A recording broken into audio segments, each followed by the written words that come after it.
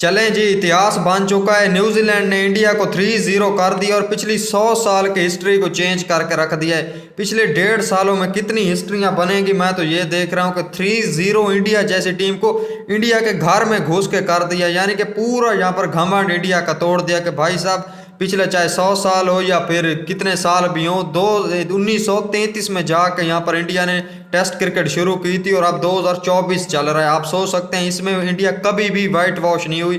3 मैचों की सीरीज में आज इंडिया को न्यूजीलैंड बड़े बुरे तरीके से यहाँ पर वाइट वॉश करके चला गया।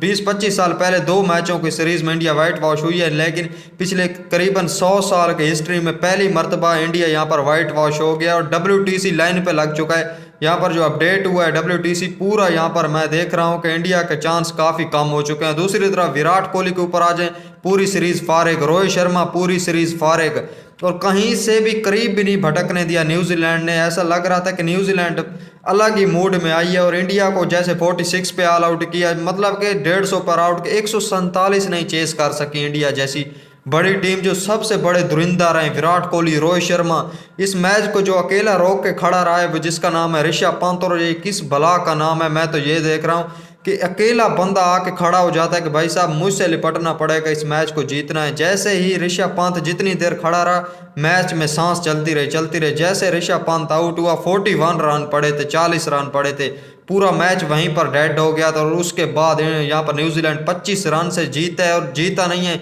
सीरीज पहले ही नाम की थी और वाइट वॉश ही कर दी थी। मैंने आपको कल बोला था कि इंडिया जीत सकते, 147 रन है, लेकिन पिछले 2 मैचों से मैं बोलता आ रहा हूँ कि ये न्यूजीलैंड वाइट वॉश करके मानेगा। जो पहले 2 मैच जीत सकती है वो तीसरा मैच मुंबई में ऐसे ही करेगी और इंडिया ने जो दोबारा से स्पिन विकेट बना दी। और मैं तो ये देख रहा हूँ ये न्यूजीलैंड की जाने का ए टीम भी नहीं है, इसमें 3 बड़े खिलाड़ी नहीं है। सेटनर को उन्होंने निकाल दिया, यहाँ पर केन विलियमसन नहीं है, टीम सऊदी नहीं है, उसके बावजूद विराट कोहली जय बंद है। विराट कोहली ऐसा लग रहा है कि वॉकिंग विकेट है, यानी कि लग ही नहीं रहा कि विराट कोहली खेल ले रहा है। सिर्फ और सिर्फ ये स्टैट्स देखोगे तो सामने विराट कोहली नजर आएगा, वरना ऐसा नजर ही नहीं आएगा कि विराट कोहली खेल रहा है। इंडिया के घर में घुस के ये देखो सेलिब्रेट किया जा रहा है। और यहाँ पर मैं आपको दिखा देता हूँ विराट कोहली और रोहित शर्मा के, ये आप चेहरे की शक्ल देख सकते हैं कि यहाँ पर गौतम गंभीर को देख सकते हैं। यहाँ पर मैंने पिक्चर लोड की थी, ये आप देख सकते हैं कि यहाँ पर गौतम गंभीर अपने एरा में, गोल्डन एरा, गौतम गंभीर एरा क्या मिला।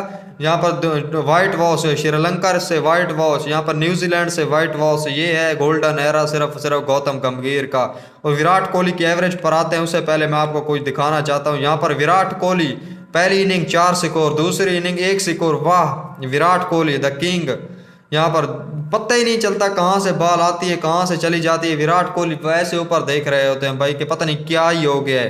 दूसरी तरफ रोहित शर्मा, हर बात पे लप्पा घुमाना है, हर बात पे पुल मारना है, हर T20 से फिर रिटायरमेंट दी क्यों थी अगर हर बात पे ही लप्पे घुमाने हैं, लप्पे घुमानी है। फिर आप T20 खेल रहे हो, यहाँ पर मैं जितनी देर भी देखता रहा हूँ ना, यहाँ पर लप्पे ही घुमाता रहा है। यानी कल भी यहाँ पर 2 से 3 कैच छूटे हैं और आज फिर दोबारा से आ गया, यानी कि 18 पे 18 बना के गया, आप देख सकते हैं। और आज देखो 11 पे 11 बना के गया है, यानी कि एक बाउंड्री लगती है दूसरे पे ही लप्पा घुमाना शुरू हो जाता है। और फास्ट बॉलर को ही विकेट देनी है, हर मरतबा फास्ट बॉलर को विकेट देनी है। आज तो हद ही कर लिया ना इंडिया की टीम ने, 3-0 न्यूजीलैंड करके चला गया है। 3-0 कोई सोच सकता था कि इंडिया जैसी टीम को 3-0 कोई कर सकता है। रोहित शर्मा अपनी प्रेस कॉन्फ्रेंस में क्या बोल रहे थे कि मैं अपने 12 साल में 1 मैच हारना तो अलाउड है। अब क्या बोलेंगे कि 100 साल में 1 मैच हारना, 1 टेस्ट सीरीज हारना अलाउड है, वो भी वाइट वॉश होना। अब पता नहीं उन्होंने क्या बोला होगा, जो अभी चल रही है वो तो मैंने नहीं देखी, देखना पड़ेगा कि अब क्या वो बोलते हैं। और न्यूजीलैंड के लिए सबसे पहले क्रेडिट बनता है, न्यूजीलैंड के लिए तालियां बनती हैं, जैसे वो क्रिकेट खेला, जैसे वो इंडिया को इतना पकड़ के रखा। भाई साहब 3 मैचों में 6 यानी कि इनिंग होती हैं, 6 के 6 इनिंग कहाँ होती हैं, 8-8 16 इनिंग करीबन, हाँ 16 इनिंग बनती हैं, 2-2 करते जाओ, हाँ 16 इनिंग। और बिल्कुल ही साथ भी नहीं भटकने दिया। 12 इनिंग बनती हैं, 16 इनिंग 12 इनिंग्स बनती हैं, 16 कहाँ बनती है। 12 इनिंग्स में करीब भी नहीं भटकने दिया, कभी 150 पर ऑल आउट, कभी 46 पे ऑल आउट, कभी ऐसे यानी कि टॉप ऑर्डर को उड़ा देना। यहाँ पर सिर्फ और सिर्फ एक ही बंदा खड़ा रहा, जहाँ पर ऋषभ पंत ने जहाँ पर पिछले इनिंग में 60 बना के गया, इस मैच में 64 बना के गया। एक ही बंदा लग रहा था कि ये अलग पिच पे खेल रहा है, बाकी दुनिया अलग पिच पे खेल रही है, बाकी पूरी टीम अलग, इंडिया के अलग टीम पिच पे खेल रही है। जैसे ये खेल रहा था भाई, बड़ा ही काउंटर किया, बड़ी कोशिश की कि ये मैच हमारे हक में आ जाए, लेकिन ये सिर्फ ऋषभ पंत कर ही सकता था। ऑलमोस्ट 100 के स्ट्राइक रेट से खेल रहा था, ऐसा लग रहा था कि ये मैच चला जाएगा, ये मैच लेके चले जाएंगे। लेकिन भाई साहब क्या ही ये मैच हुआ है। 29 पे उन्होंने 5 कर दिए थे, 29 पे 5 कर दिए। उसके बाद ऋषभ पंत लड़ता रहा, लेकिन आखिरकार न्यूजीलैंड इतनी तगड़ी क्रिकेट खेल के आ रहा था, इतनी तगड़ी स्ट्रेटजी के साथ आ रहा था कि उन्होंने संभलने का मौका ही नहीं दिया पूरी की पूरी इंडियन टीम को। और ऐसा ब्रूटल हराया, ऐसा ब्रूटल हराया कि वाइट वॉश कर दिया पिछले 100 साल के हिस्ट्री को। 1933 से ये क्रिकेट जारी है, और जहाँ पर 2024 में आके ये रिकॉर्ड टूटा है, ये न्यू रिकॉर्ड बना है कि भाई साहब वाइट वॉश 3-0 इंडिया कर चुकी है, न्यूजीलैंड कर चुकी है इंडिया को।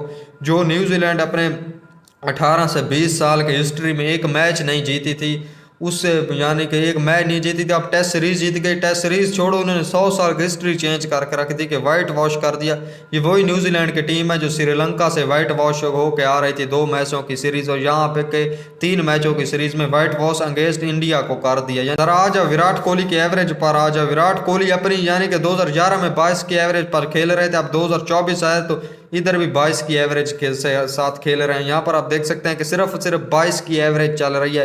पिछली 10 इनिंग में 22 की एवरेज है विराट कोहली की, 22 की एवरेज भाई साहब। और रोहित शर्मा को तो मुझे ऐसा ही याद है कि 10 इनिंग में सिर्फ 133 रन है, 10 इनिंग में 133 रन, 152 सिर्फ हाईएस्ट 52 है।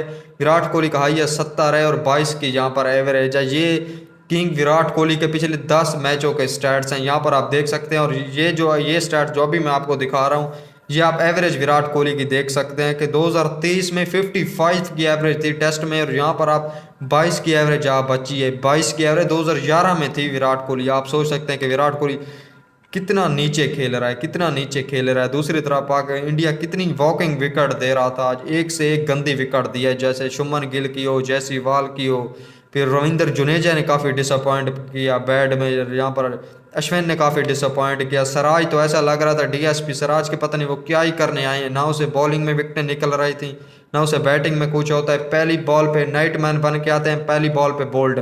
यहाँ पर जब मैच बचाना होता है सिर्फ 26 रन चाहिए थे, उधर भी यहाँ पर भाई साहब एक ही रन बना पाते हैं और बोल्ड।